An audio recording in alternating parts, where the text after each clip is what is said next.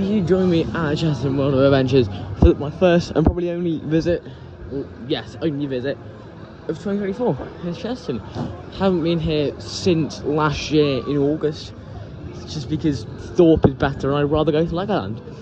But we thought, because we're in the area, and because we were going to go to Thorpe Park today, but we're going on Thursday, we thought because we're in the area, we might as well go to Chessington instead today, so that's where we are today. So, as you would have seen, I had this little Halloween intro. That is because we're doing a 3-part series. Chessington Halloween first, Alton Towers Halloween second, we're going there tomorrow doing all the mazes, and then Thorpe Park Halloween third on Thursday, we're also doing all the mazes there. But now, we're going to head down to Mandrill Mayhem. Right, so we have just come off of Mandrill Mayhem, and before I talk to you about Mandrill Mayhem, I've just found this in our bag, so we're going to go and get one of those cups. And, so yeah. When I first rode Mandrill, I didn't think it was that rough. I thought people were being over dramatic. No, I see where they're coming from now. It's really bumpy, like all the other new B&Ms I've ridden. So, yeah, we'll have to see how B&M can fix that and if they can be bothered. I think it's something to do with the sand in the track, but I'm not sure. So I just got my Royal Jumanji cup thing for free, which is good because at Towers you have to pay, you can't get them on the passing and passing, but here you can, so that's good. We're just looking for a seat now in the incredibly busy Wild Woods. So yeah, we're going to go and go on something now. Yes.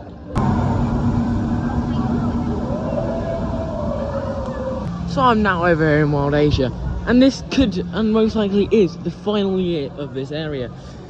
So yeah, where I'm staying right now might be this massive, humongous building with a roller coaster section coming out there. So that means that we're going to be saying goodbye to all of these rides here, and Cobra will be moving all the way down there. Time to get completely rattled about on Rattlesnake.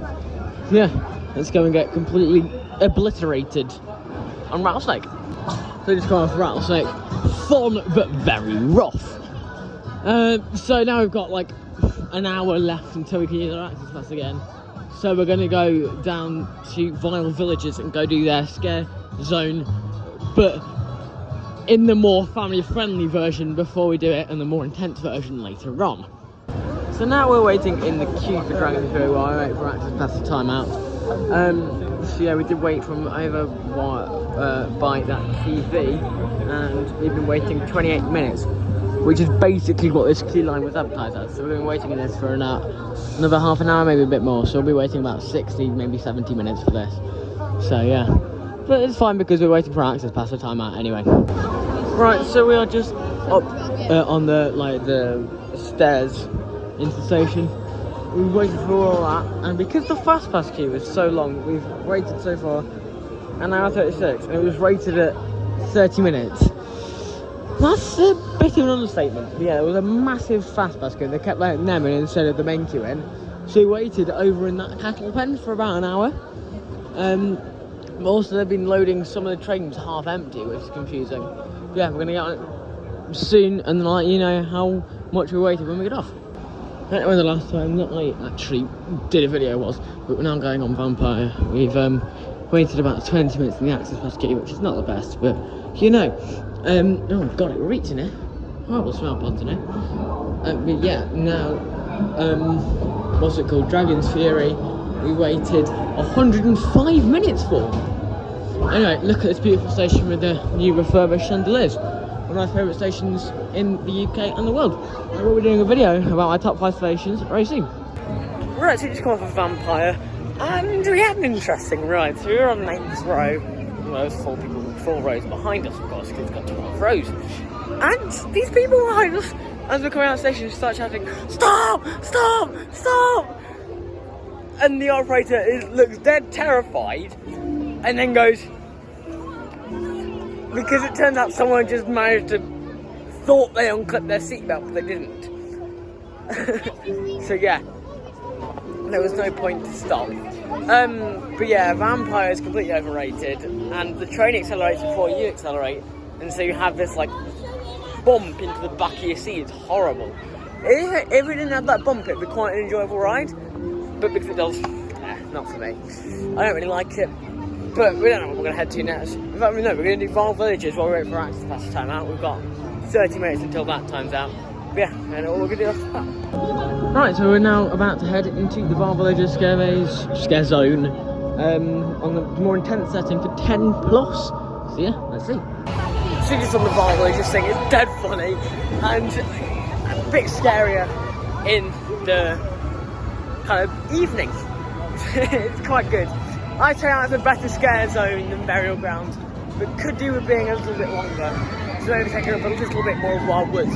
Other than that, it's really good. And yeah, we're heading into Jumanji now. Got 30 minutes our Access Pass time's out. Worst case scenario, we'll wait until our Access Pass comes out. Best case scenario, we'll go on it on Single Rider. They decided that all of the queues on Mandrill are a little bit too long, so we're not going to queue on that just yet. We will be doing Ride Access Pass Dark later.